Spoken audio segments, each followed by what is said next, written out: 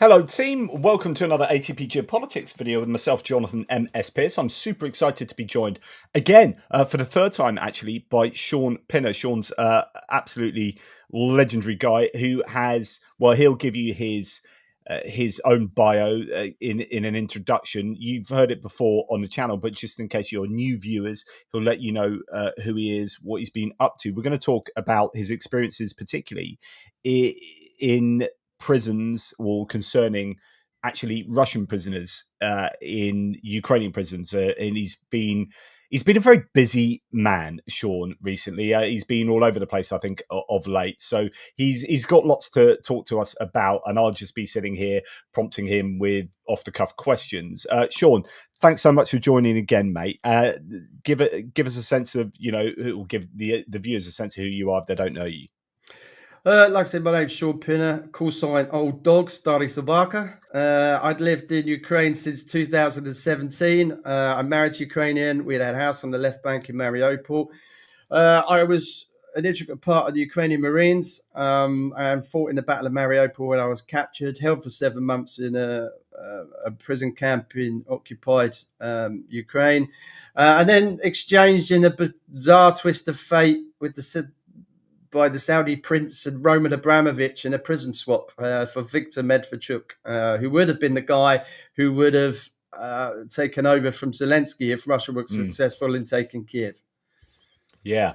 So, and that you've written a book which is fantastic. I've listened to the book. It is very, very much worth reading or listening to. Give us a sense of your book. It's a graphic account, really, of my time before the battle for Mariupol. I was there as a Marine. I'd served in the British Army for 9 years. So it briefly touches on that, and then the battle for Mariupol and how that came about. But most of the book is really talking about captivity and what you can expect when you do get captured as a prisoner of war. And it's quite graphic. And we did get the death penalty as well. So it talks about how we dealt with that everyday situation of you could be shot, and that's as blunt as it gets, after sham processes, torture, electrocution, and I won't spoil the book for you. Yes, so it's called Live, Fight, Survive, which is a mantra. Tell us a little bit about that mantra.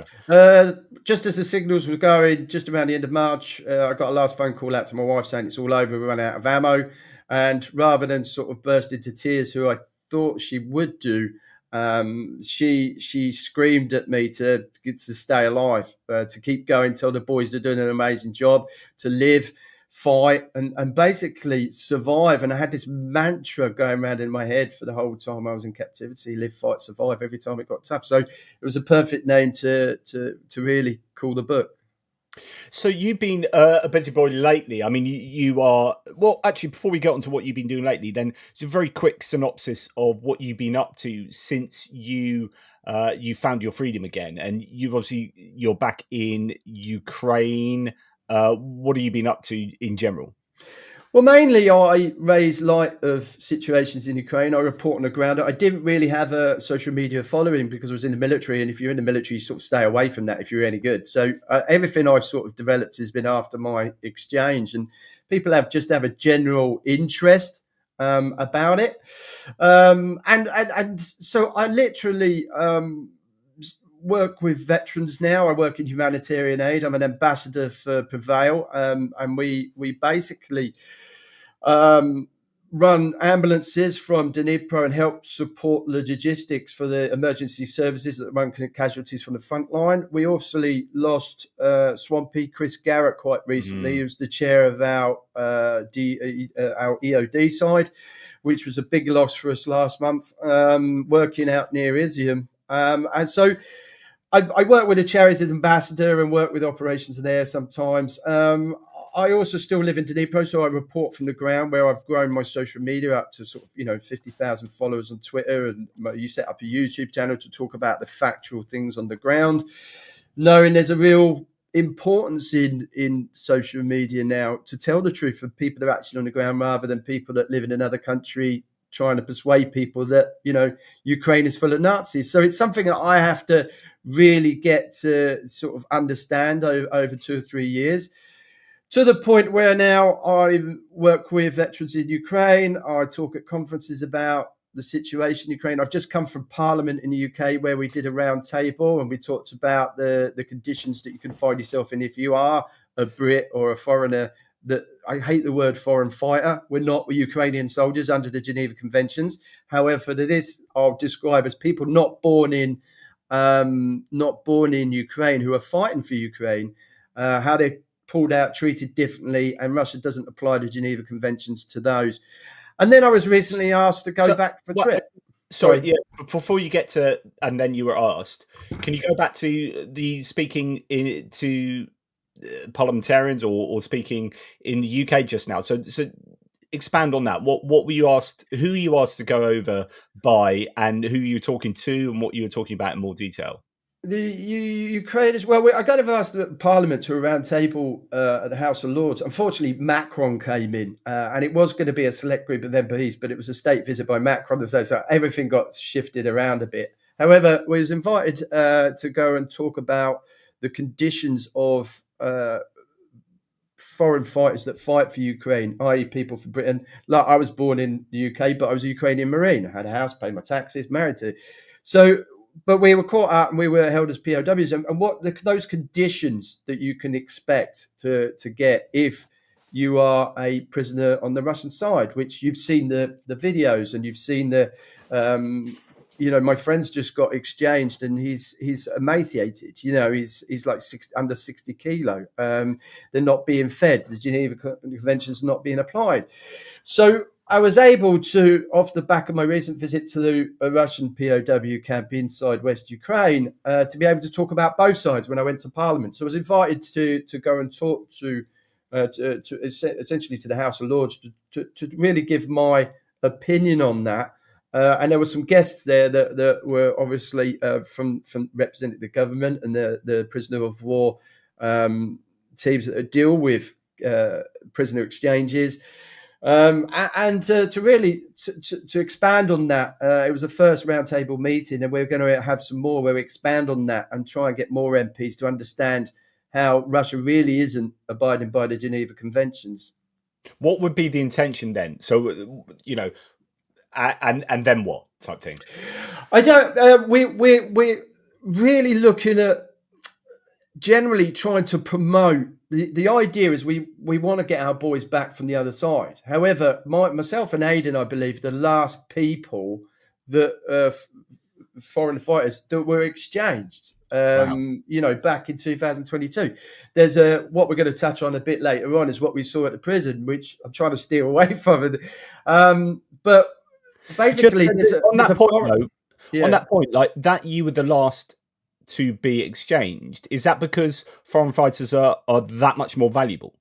No, it's on the contrary. And there's a mixture of what I know and what's fact and what we learned in the prisons that the Russians were being held in. But there's also my opinion too. My opinion is that Russia doesn't really want to stop the conveyor belt of foreign fighters it's taken from Africa, South America, and all of these poorest places.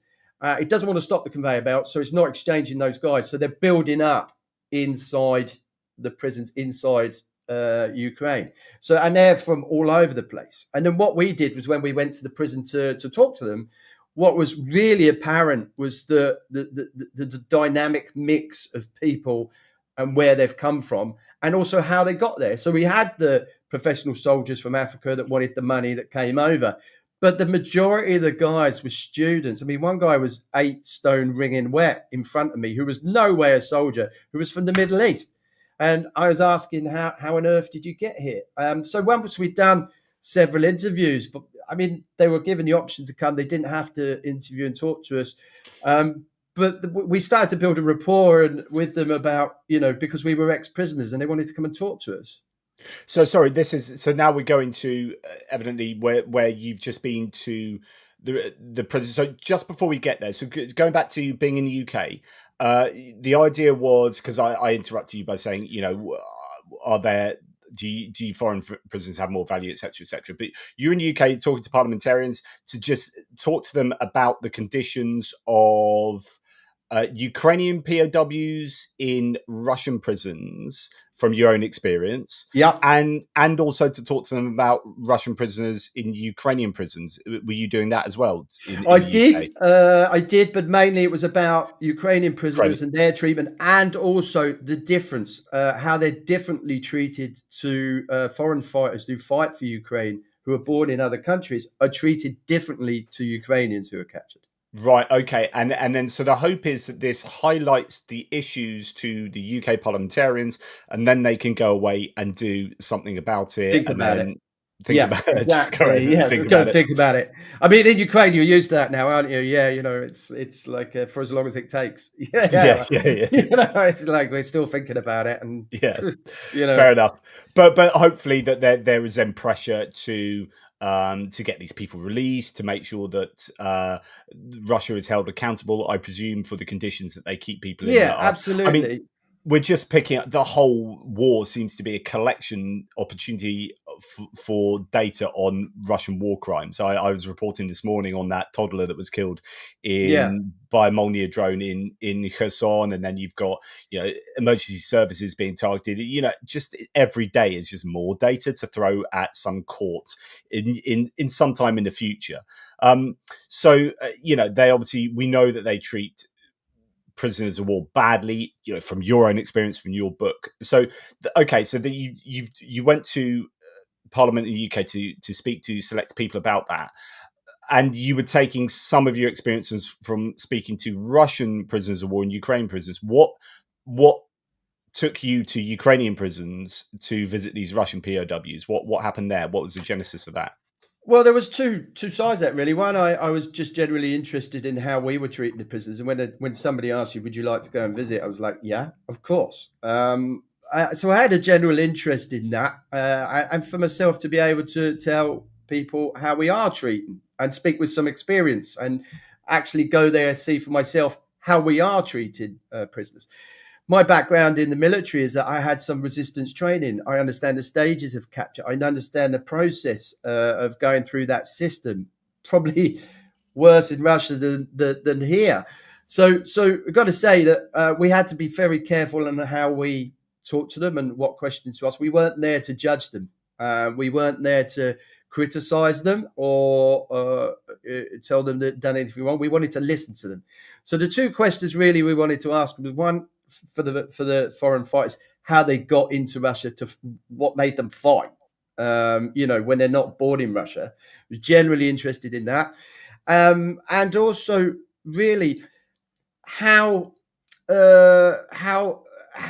how it differs. I mean, we had a personal interest in it, so we're obviously going to compare our experience with what they're going through, but we really wanted to know how they were being treated, and did they want to go home? One of the guys sort of said, did they have any fears about going home?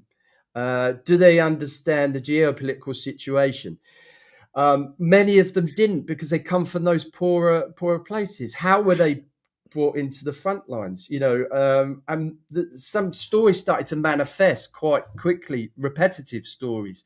Many were students. Many were. What was clear, talking to some of them, that they would come from countries where there were no Russian consulates or Russian embassies. So, how did they get into Russia to be able to fight? Was some of the questions we were asking.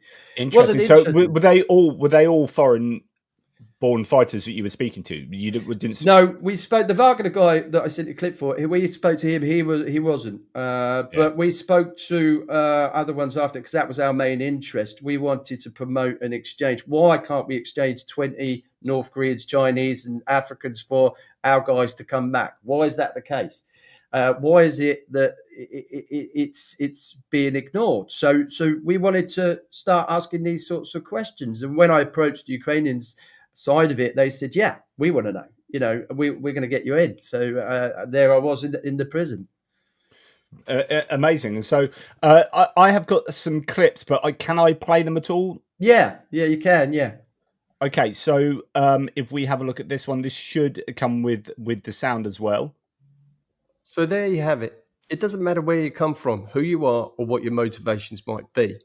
If you're officially enlisted by a government and fight under its flag, then if you're captured, you should expect to be treated under the Geneva Conventions. That's the law, that's the standard. The prisoners you're about to see and hear from are treated accordingly. And if we were going to speak to them, we'd have to follow the same rules. Before any interview took place, our conditions were pretty much clear. They'd had to agree, knowing we weren't journalists, but former Russian POWs ourselves. Their identities would be protected, and the information gathered would be used to better understand why prisoners not born in either Russia or Ukraine are not currently being exchanged. Wagner, да? Wagner. Jag gav reaper to. My dom Mario, jag är journalist. My clunky Russian. Måste bli hot of Ukraine. So, thank you. With my clunky Russian and a translator on standby just in case, we were introduced to our first prisoner from Wagner PMC, a group steeped in controversy. Wagner is infamous for its brutal methods of punishment, often symbolized by a sledgehammer.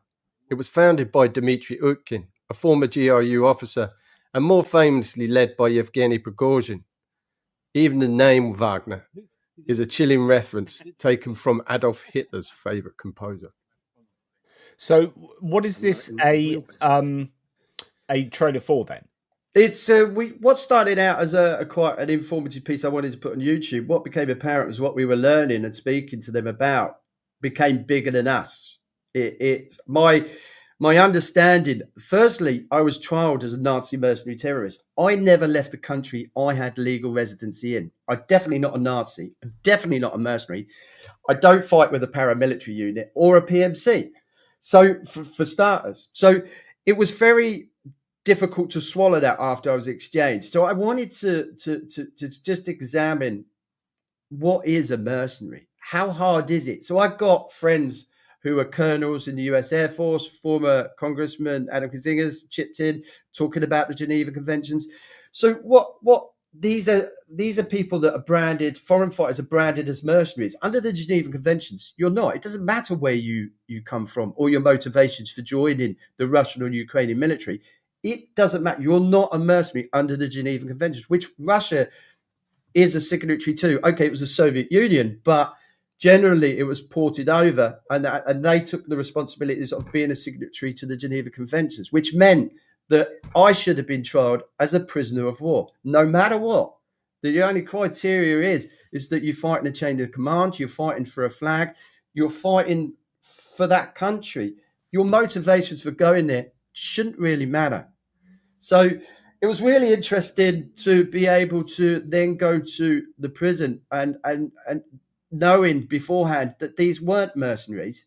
How they got there was how we were interested in. And they were treated within the laws that the prison you saw there is frequently visited by the ICRC and inspected by the IC. Russia doesn't allow any independent humanitarian aid groups to go and visit their prison. So my description was, if you think that's a show, if you come away from this thinking that's just a show prison, Russia doesn't even have a show prison. And there's 300 guys there that are actually living quite a good life. So the documentary grew quite quickly. They had an outdoor gym there. Outdoor gym, walking facility, football pitch, on-site bakery. They're doing trade skills. That's then something I wanted to tell other people about. I wanted to stay within the parameters of the Geneva Conventions, but tell people that's how they're being treated there. And yes, you could argue that the early days of the capture, like I said to you before, it's very different to that place because you're going through the system. Once you get to that place, that's a completely different place to where you started your journey when you were captured. So talking to those guys, they're ready to go home, but there's an awful lot of fighters from Russia that are not born in Russia who are staying put. They're not being in exchange. They're watching ethnic Russians who are born there go out, but they're stay put. They don't go in here. One guy was there a year, 8 months still, and he's like, why aren't I being exchanged? And I'm saying, I don't know, mate. What I do know is from being the other side is that there are no humanitarian aid groups like Red Cross. Nobody comes to see me in prison. So that just slows everything down. So I'm able to talk to the prisoners there who still are quite institutionalized. We're Russian citizens. I got a passport. I've got equal rights. Why am I not being exchanged? And so me and Aidan just looked at each other and went, this is quite big. I didn't expect this. And also one of the biggest things we saw was that most people we spoke to afterwards think they're there for the money. That's not their primary driver. Their primary driver is to get out the slums they live in to get a better opportunity. With one guy saying to me, I tried England, I tried Germany, I tried America, but they all declined. But Russia took me in. Oh, so these are foreign. So this isn't like someone from the east, from Buryatia or Yakutia. These are like this is a foreign fighter saying this was social mobility. That I can use Russia to advance my standing in life. And I've tried these other nations. No one's interested. Russia No one's interested.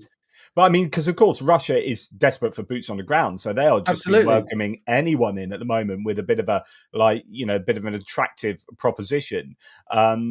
So yeah, I guess, I mean, that's something I worry about with regard to Ukraine, because I think that Ukraine doesn't really have that ability to attract foreign fighters in the same way that Russia does, which is just like, either dupe them into joining with student visas and, work opportunities, and then something goes wrong with paperwork or whatever, they end up fighting when they didn't want to, or attracting them to fight in a way that I don't think Ukraine can do. And so that gives Russia an advantage in terms of manpower that they already have anyway with a larger population. And it's really frustrating. And then you get North Korea and Laos and all these other like more formal opportunities for Russia. So, and we also see, did you speak to anyone about them being worried about going back to Russia and then just being sent straight back to the front line? Because we've heard lots of stories about Russians being sent back in recent exchanges to the front line. We've heard stories about them being prosecuted for being captured. Were there any of these worries? In captivity, they get Ukrainian news. They get a telly there. I never saw a telly. They get news. But what astounded me is how they're I touched on it before, they're very institutionalized still with Russia. We're equal. We should be going home. So that none of them I spoke to had any worries about going back. But you've got to go back to what I said earlier. None of them have a clue about, or it's wrong to say none of them, a lot of them don't have a clue about the geopolitical situation. They've heard of the Geneva Conventions, but many of them don't realize how much negotiation has to take place. So they're very much, stuck in the system, with many of them not actually having families in Russia to vouch for them. So unfortunately, a lot of those foreign fighters that fight for Russia are going to be in captivity for a very long time, as long as the war goes, especially if they don't have any families chasing them at the other end. This is one of the advantages for Russia using foreign fighters like that, because if they die, they don't have to pay out compensation. Exactly. And if they're captured, they don't really have to give a toss about them. No. These are just like invisible. These are like they use ghost ships, the shadow fleet for logistics around the world. These are shadow fighters that they're like, we don't have to bother insuring these people. We don't have to bother, worrying about compensation to families and housing to them and stuff like that. These are just really cheap labor, cheap soldiers. Yeah. And what made it clear, and then it just spiraled. I mean, what turned out just I wanted an information piece. It just grew.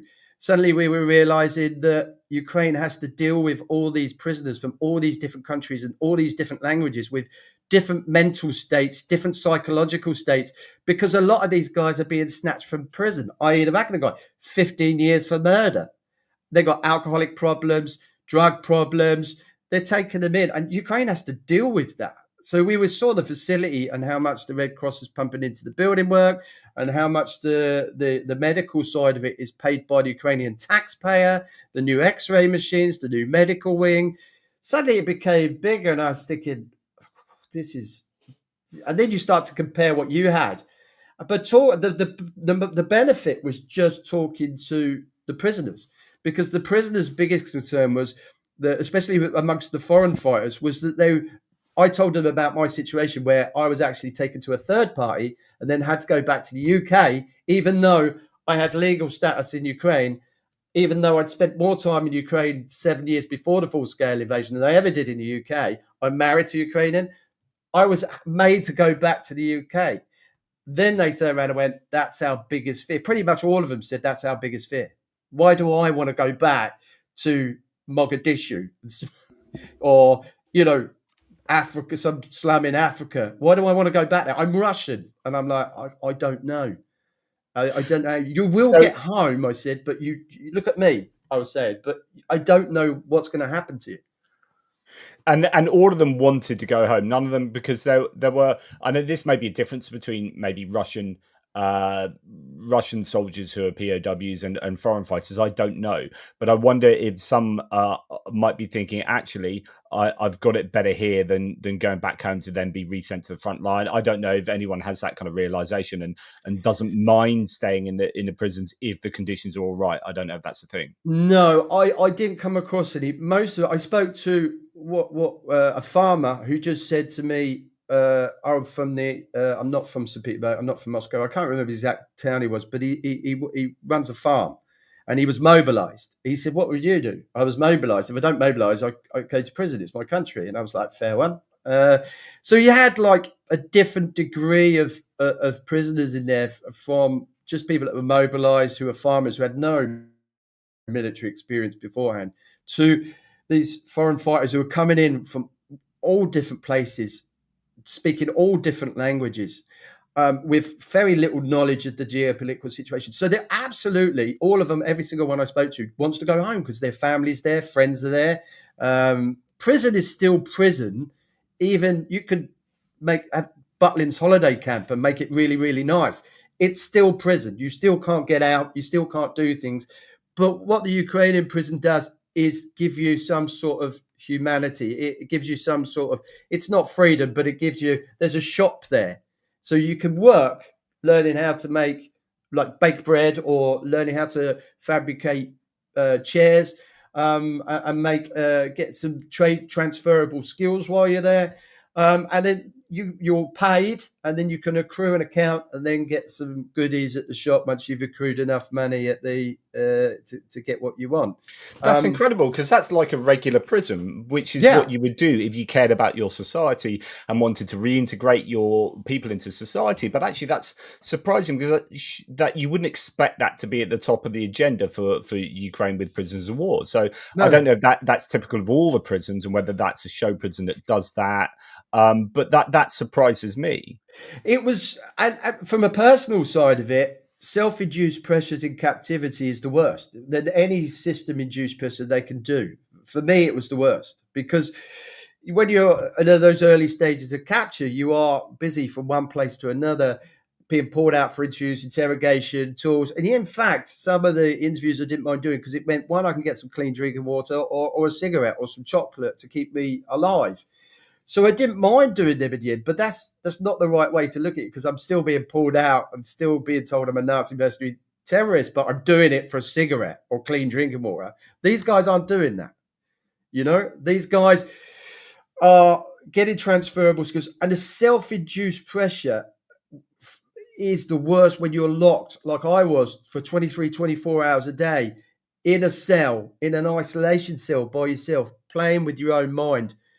Or that's far worse, because if you go down that slippery slope, what this working does, as I tell people, is it takes your structured work, takes your mind off it. Now, you talk to some of my friends, they were moving ammo boxes, mortar boxes for the Russians. They made them dig trenches for them. That's not work. That's extortion. So what you've got, this one is structured work, is to keep your mind away from thinking of those dark thoughts by welding. They leave the tools around. They've got knives, welding gear. They're there everywhere. Wow. They're counted in at the end of the day, but they're on the chairs while they go to lunch. They come back. There's knives, things where they're cutting bits of leather and making stuff.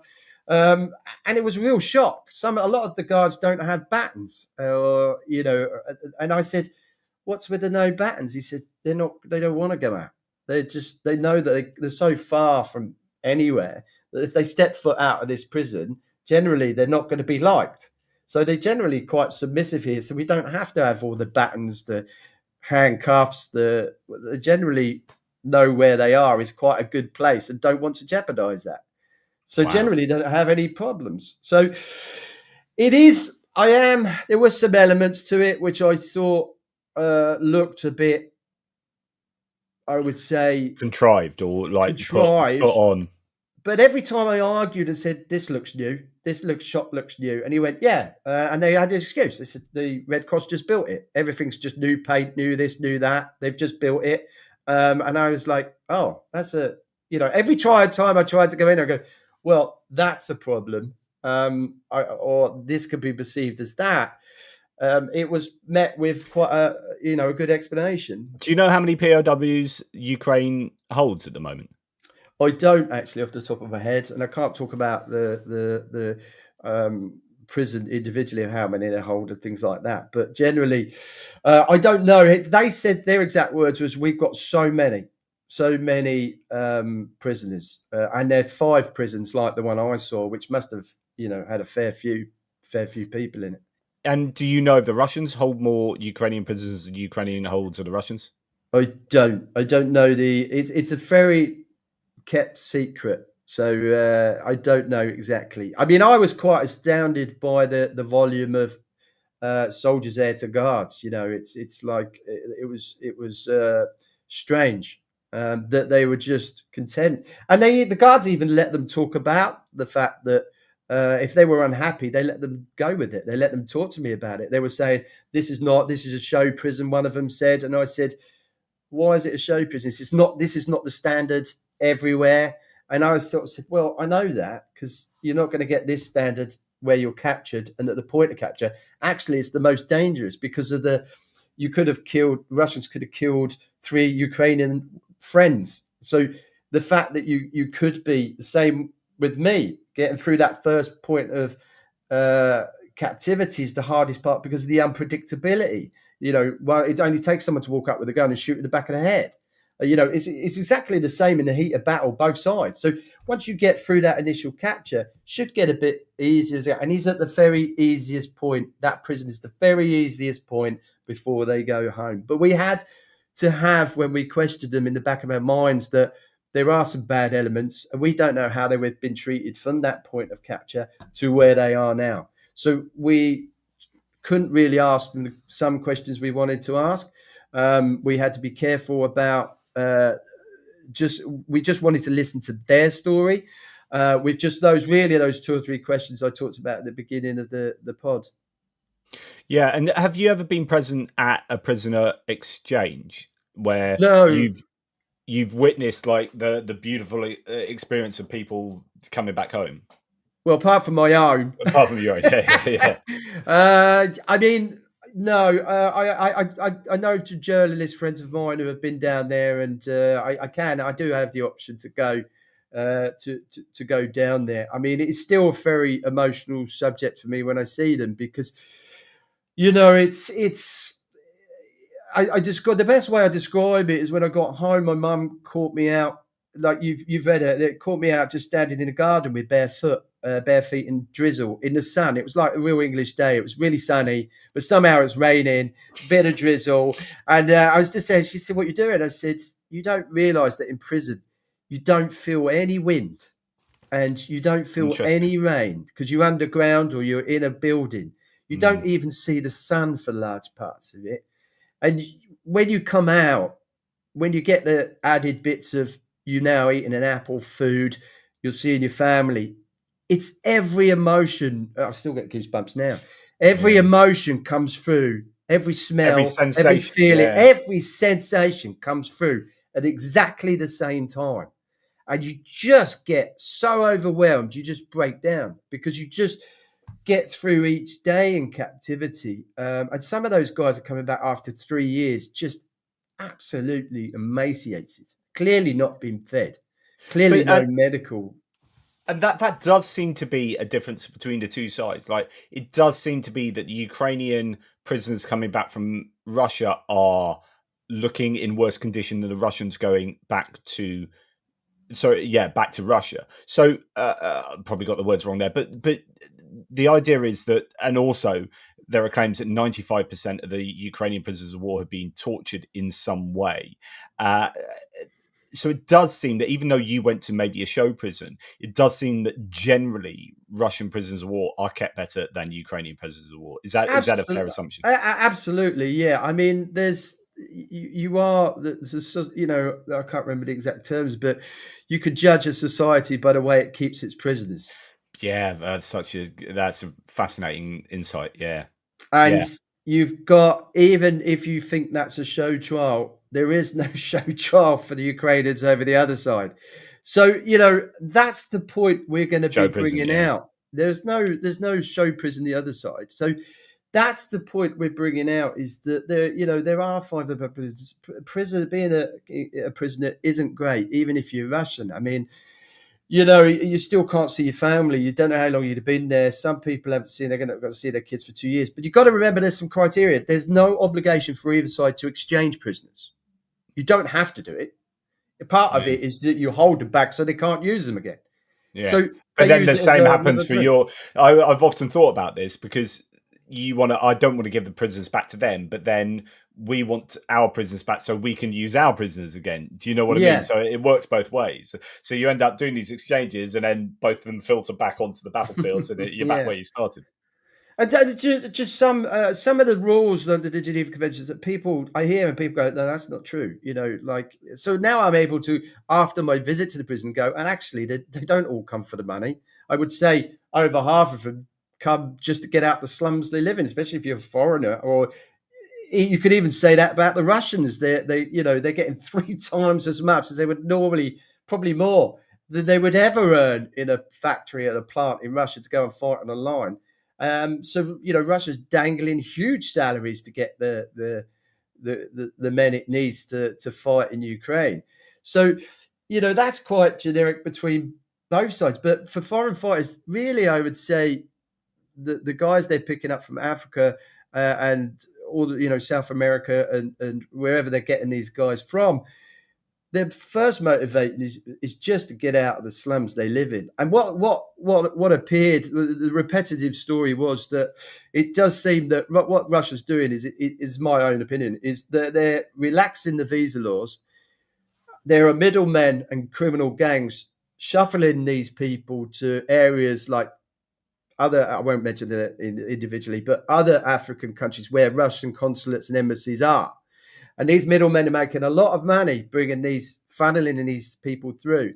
And the Russians take them in on these visas, knowing full well that most of them probably won't renew them or stay within the law, and they're going to get caught up in the system. And this is where Russia then catches them, because they've overstayed their visa, or by that time they've gone down a criminal path or working illegally. And they're then given the option of, we'll send you home, or you could earn this mega amount of money and go and earn your citizenship on the front line in Ukraine. And Or that's something we I hear that didn't know. we hear that you filled this out incorrectly, or they sign a document Yeah. thinking it's this, but actually it's a contract for war, and there's a kind of element of being duped. There's a lot of going around like wild berries, like the Amazon equivalent in Russia, and collecting up both legal and illegal migrants, and then funneling them into. So there's all the different ways that they do that. It's interesting. I'm going to be speaking. Well, I hope it's going to be interesting. I'm going to be speaking to I think he's Nigerian journalist Philip Obaji Jr. Oh, who, yeah. I know. yeah, so I'll be speaking to him tomorrow at 9 a.m. UK time, finding out about Russian influence within Africa, and I'll speak to him about funneling people from Africa to Russia as well. I'll see if he's got any insights on that. Do you know of any Ukrainians that have been released that have gone back into fighting? Do you know how long the rehabilitation process is, and whether Ukraine does kind of want former POWs to be able to fight again sooner rather than later? I do. There's no obligation. Some of my friends have just been released Easter this year. I put on my Insta social media the reunion we had about one of the guys I write about in my book, where I was captured, and we talked about cheesecake, and he's released. Is that Dimitri? Is that Dimitri? Yeah. His real name's free now, but his real name's Vlad. We had to change his name. And then soon as we made a promise that if he was confident that I was going to get exchanged first, he said, "You're a Western, you're going to get out of it." Yeah. He said, but when you get out, you need to speak to my mum. So I made that promise, and I remember did as soon as I got reading that. out. And me and his mum have been friends for 2 years, hoping and wishing that he would get out. And on Easter, he managed to get out, and we were so happy in our reunion. His mum took a video of our reunion, and the last time I saw him, he was, we were in a black site in deepest Donetsk somewhere, and that's quite emotional reunion. But we made a point of talking to his mum, and the guys at the exchange, there's no obligation to go back and fight, which I'm even more astonished when people do come back and they go, I haven't finished yet, I'm going back. And they do go back. that. There are people that do that, obviously. Yeah, absolutely. Yeah, there are people that go back, join a unit. They're quite. Some of the units of they're family. The families. It's very very close bonds developed between servicemen, and especially within my unit, the Marines, and obviously other units, National Guard units, things like that. They do go back, but there's no obligation for anybody that's been in captivity to go back to work. In fact, Vlad's now going. I'm meeting him in Poland for the Imagine Dragons concert, which is going to be amazing. Yeah. So I was talking about them recently because I quite often put on my first video of the day, like when a band throws up a Ukrainian flag. So recently it was Judas Priest and Rob Halford and the Scorpions as well. But also Imagine Dragons are routinely mentioned because they are big advocates. Do they have a connection to Ukraine in any way? Or is it just... don't know, to be honest. I mean, I went last year to see them and we were in the front row and they were big on Ukraine then, and they bought one of the lads out from, I think they're not ambassadors to United 24 or something like that. So they brought a kid out onto the stage, and I was like, that was great, a great gig. So we're going back this year again and to see him again, but it's going to be even more special this year because Vlad will be in town as well. So we'll be able to meet up again and have a beer, and he can meet my son and things like that. So, it's about developing those lives after. And I think the military, especially myself, I mean, I said to you at the highlight of the book, the gallows humor is a massive part of getting you through those situations. And he had that same sort of humor character of seeing funny in the darkest times. And that really is a good coping mechanism to get through something or an ordeal like captivity, especially torture, electrocution, and starvation's the worst torture by far, I think. Yeah. Wow. And your friend Vlad, has he mentioned anything about sort of rejoining?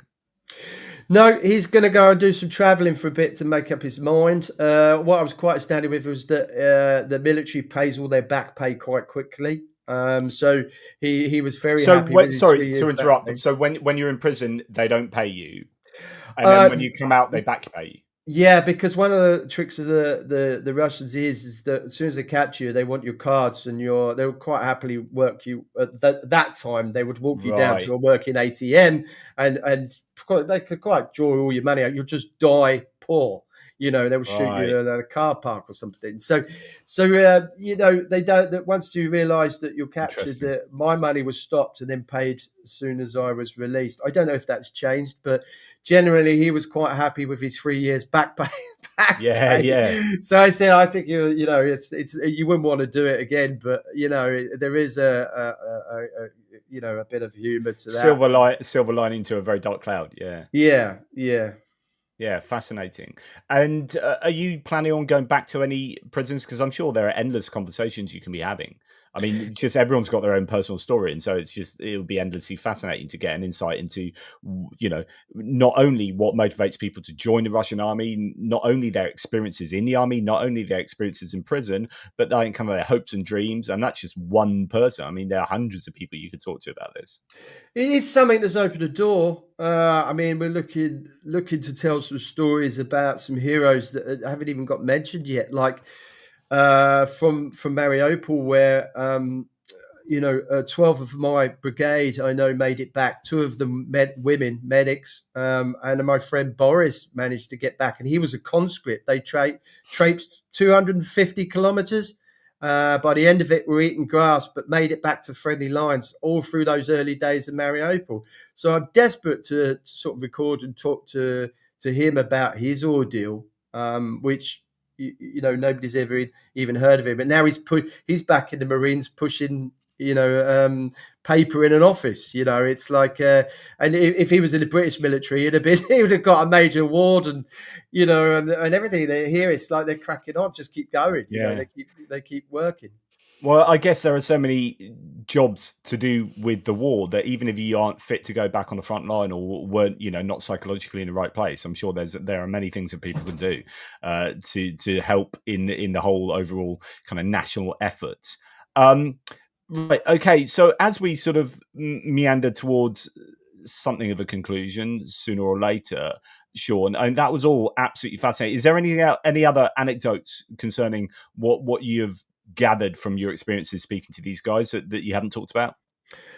I mean, I was quite. I'm looking forward to seeing people's reaction where the Wagner guy starts interviewing me in the forecourt of the prison about my experience, and I was sort of saying, "Do you really want to know?" And he's like, "Yeah, I do." And I was like telling him I was electrocuted, and he literally turned around and sort of said, he said, "Yeah, that's why I wanted to get out of the Russian prison." And I swear it's a bonding moment if you could ever have one there, going, "I know exactly how the Russian prisons are." So, it is quite weird talking to a Wagner guy who's in prison for murder, being recruited to Wagner, and then you're talking to him, shaking hands with him at the end of it, hoping he gets home. Because if he gets home, our guys get back. So that was quite a unique moment that caught me a bit off guard.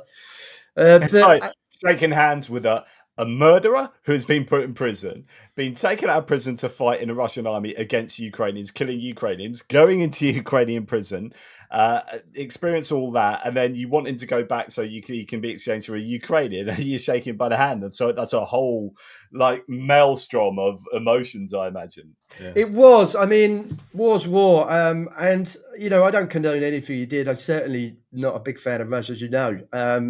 But you can't go. The thing you have to do is when you go into those prisons, you have to build a rapport to get them to come and talk to you. If I went in there and just said, "How many Ukrainians you killed?" Would they talk to me? No. Would I have got that same experience? Probably no. And they would have shut up shop and gone. I wouldn't have learned what I learned. So, I'm able to now sort of push the boundary. Ask questions. Are the Geneva Conventions even relatable to modern day war now? Are they? Do they still fix the modern day war? I spoke to Adam Kinzinger, and he said to me, "I don't think when the Geneva Conventions were conformed, he said they didn't have ISIS in mind, stateless entities." Yeah. So what's it? Different generations of war. That's third generation warfare, I think, which is non-state actors, and that's where we were sort of the international community was in a period of we've moved away from conventional warfare. Now we're just mainly fighting against non-state actors. So third generation. Now then it was fourth generation, or is that maybe that's fourth generation, and fifth generation warfare is hybrid warfare and whatnot. But now we're going back to old state entities fighting against nation states, fighting against each other in very conventional ways, as well as fifth generation hybrid warfare and whatnot. Mate, I've got a favor to ask you. Adam Kinzinger is my number one person I want to interview other than Shaun Pinner. Do you speak to him then? Yeah, I mean, we've been friends he's the biggest. He helps our charity, POW. He provides Country First provides all the some of the volunteers for us, the paramedics, the EMT guys that come and work for us. He's bought into the concept of a POW, and he's helped us no end to develop the certain parts of the charity. So yeah, I do speak to him regularly. He's done SEER courses with us and things like that. So one of the reasons I'm friends with him is because I don't ask him for very much, and I did ask him to comment on this, being a former Republican congressman and Air Force colonel. I think he's a colonel, captain or colonel, I can't remember. But he had an idea. He's done SEER training the same as me, which is how we bonded, how we met. He'd done resistance training. So obviously he knows about the Geneva Conventions. There's no better person to sort of talk about the modern Geneva Conventions and do they fit into the current, situation in Russia and Ukraine. Well, even if if it's coming on with you or whatever, and we can have a three-way, I'd absolutely I'll freaking see love what I to can speak to him. do. Yeah. Yeah, because he's fascinating by point of fact that he is a Republican that has had the experience he's had and been on the committee for the January the 6th, and he's been like ejected from the Republican world as it is, the MAGA world. But he's got military. He's a veteran, but he's just deeply committed to Ukraine and still has Slava Ukraini on his handle. It's like now, 3.5 years later, and I just, He is, yeah. yeah. He's very committed, and there's not just him. I mean, there's Devin Riggleman, there's Don Bacon. They're all Republicans. The Well, only John Bacon is now not going to be running in the midterms. Yeah, that's right. Because there's no place for someone who is critical of Trump over like helping Ukraine and wants to help Ukraine. That appears to be like not cool anymore. No, there's a lot of support in America, and I give America a lot of it bashing online and things. But I'm so American, being an '80s kid, and when Carl Lewis was top of the game and Reagan was there, and they couldn't do no wrong. And we had MTV. I'm an absolute America kid, so I'm really a bit deflated of where it's got to and where Trump, especially, is in. I just think I'm too close to home in Ukraine as well. He's pulled the funding out of a lot of Ukraine humanitarian work. All the projects are stopped. My wife was furloughed because of the US aid. Really? He stopped the Wow. funding for tracking the kids that have been stolen by Ukraine. By Russia, sorry.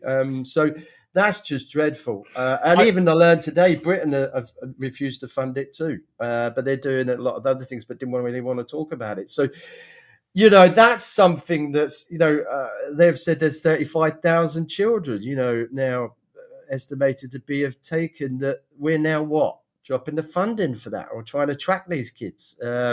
This is when I argue.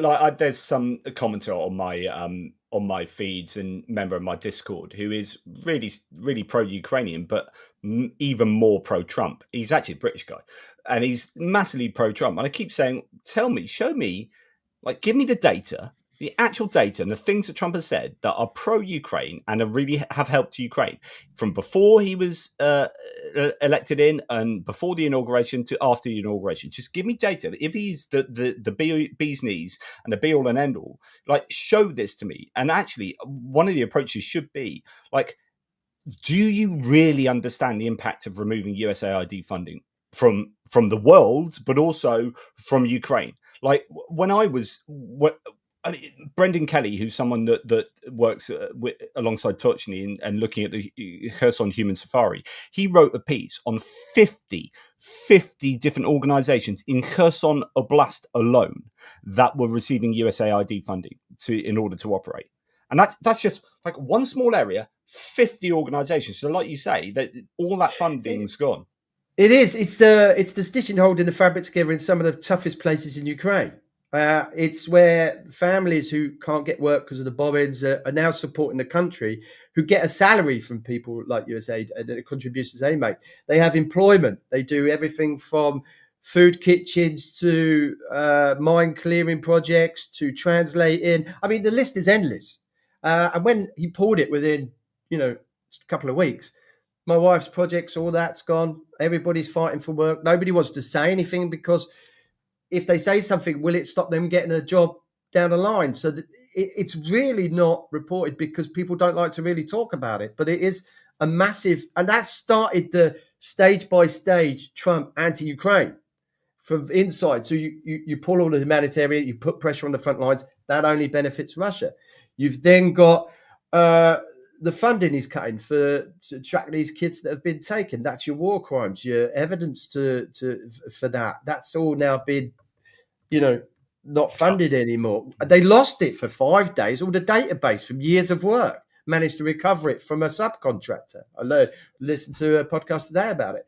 So, and then once you've done that, once you realize that, then he's pulled the military funding, and then it was the rhetoric, the Kremlin talking points he was regurgitating. Look at his appointments in the administration. Tulsi Gabbard retweets RT, Russia Today were the ones in there torturing me before I even got to trial, spreading the narrative that I was a Nazi mercenary terrorist. that is just like, if that gets me out of bed every morning to tell people that what it's like here in Ukraine from a ground level. That's what's got me my following on social media.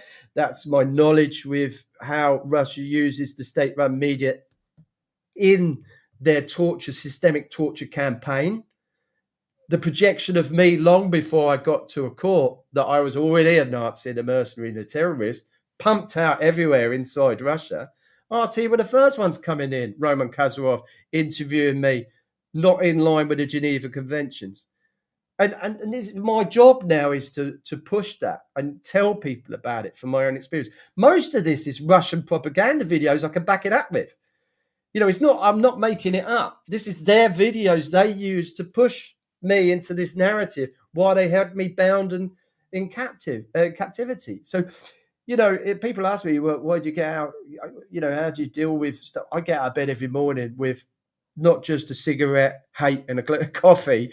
It's I get out because people need to know the truth about who RT is, which platforms it's airing. I mean, you probably Europe don't see it, but Russia Today advertises its platform on Rumble, and then it advertises it on Rumble. Who owns Rumble? Who are the shareholders that pumped into that? One of them is the Vice President of the United States. Back in the day, was one of Rumble's biggest investors. When did you realise that? And yeah, to let people know who might not know, Rumble is like a right-wing version of YouTube where you get a lot of like free speech, but you also allow, because it's, I guess, in that magosphere as well, then you're going to have RT operating there without too much pushback, and it's really frustrating. Outside of Europe, they advertise on X, which then hits the Southern Hemisphere. It hits the places where Russia's pulling their recruits from. So RT's pumping out all this stuff on X, saying follow us on Rumble, which is all anti-American. So you sit there every morning. I watch Roman Kazarov, who interrogated me when I was first captured, pumped out on X on behalf of Russian state TV. That's what drives me every day. Because I want to see him. It's even worse than that, because the US has now defunded a department that looks into that kind of disinformation. So under Biden, they released a report on how the Russian disinformation projects were working in Latin America. I remember reporting on that, and the influence obviously in Africa and other places. So South America, Latin America, Africa, and then the department that's looking into the threat of that disinformation spreading worldwide, which is against the American narrative, is then defunded. And then you're like, well, you're handing the keys of power. You're handing Russia the ability to just move into these areas. There's a vacuum. If you're going to pull out USA, China's moving into those areas of soft power where America 100%. Was king, and now China's moving into that because Trump's defunded it. So you literally, we need to push me into that social media bracket of, why do people not know any of this? I've got to talk to people. I've got to keep going. I've got to keep pushing and write books, do films, talk about my experience. That gets me a foot in the door, and I've got to keep pushing what I know to be true, and keep telling people about what's happening to Ukrainians and now people from all over the world that have been captured by Russia, and what they can expect.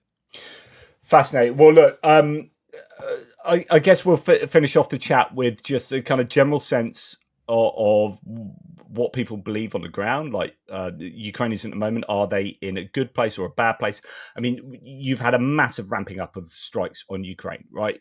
Russia are throwing all sorts of Shaheds and similar drones at Ukraine on phenomenal numbers on most nights at the moment, or very often.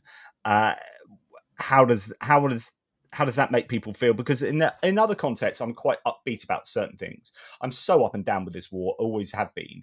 But even I'm up and down within a week, with huge strikes. But actually, Ukraine's did a really good job of intercepting these two massive strikes that have taken place recently. But still, a lot's still getting through. It's going to be attriting and degrading and hurting morale. But then Ukraine's ramping up their ability to produce things, and there are talks that Ukraine are going to be releasing 1,000 drones into Russia on the 12th. So some Russians are saying. You think, well, that does, I'm like, yeah, I'm up and down, up and down, up and down the whole time. How do you see things? How do people on the ground in Ukraine see things at the moment?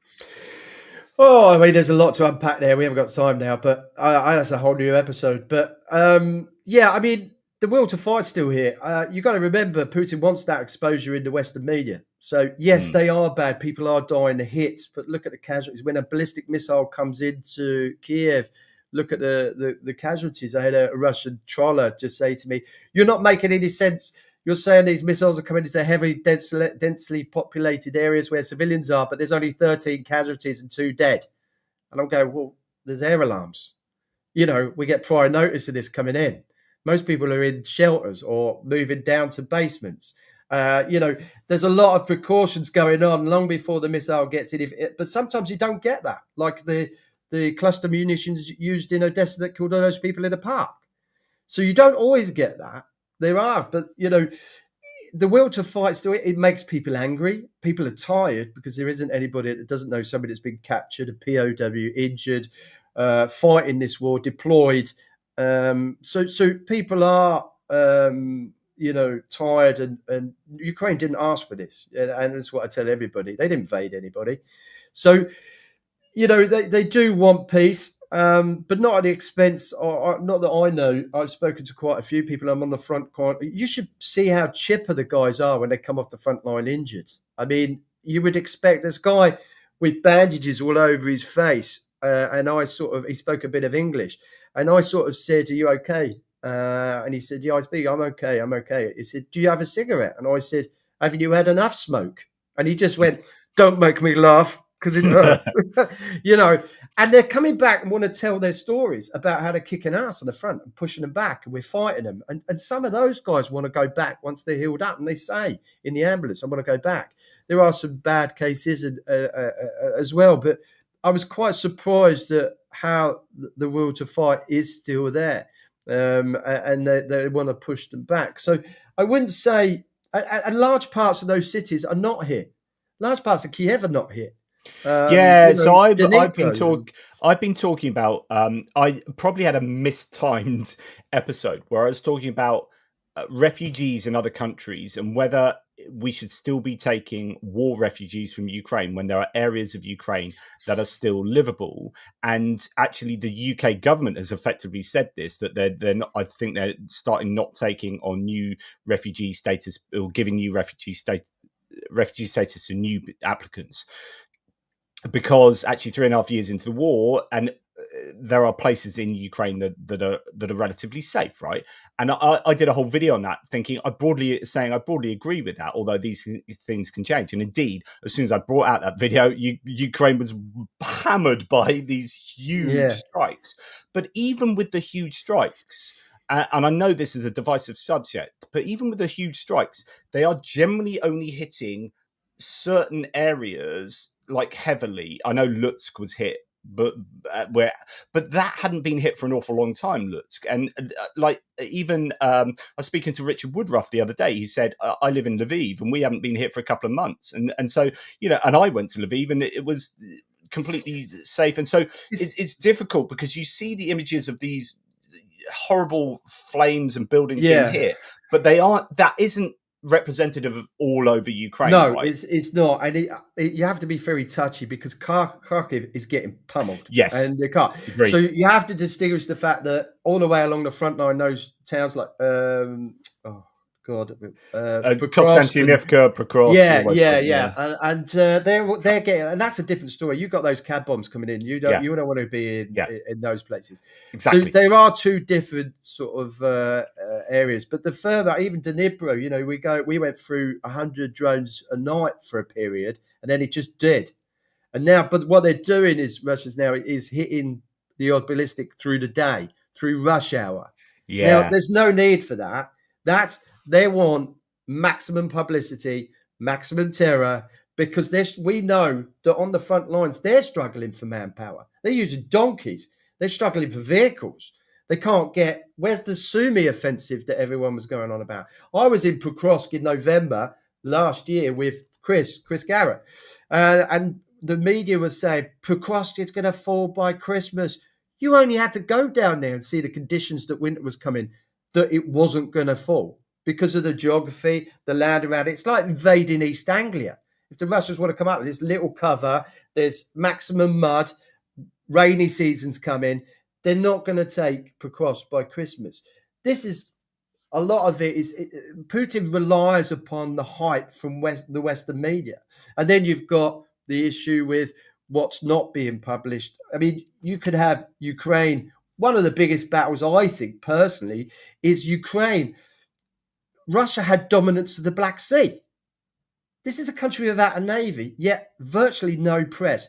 They don't have dominance of the Black Sea anymore. Yeah. And yet, hugely important. You get Russia take a kilometer and lose 1,000 soldiers a day to do it.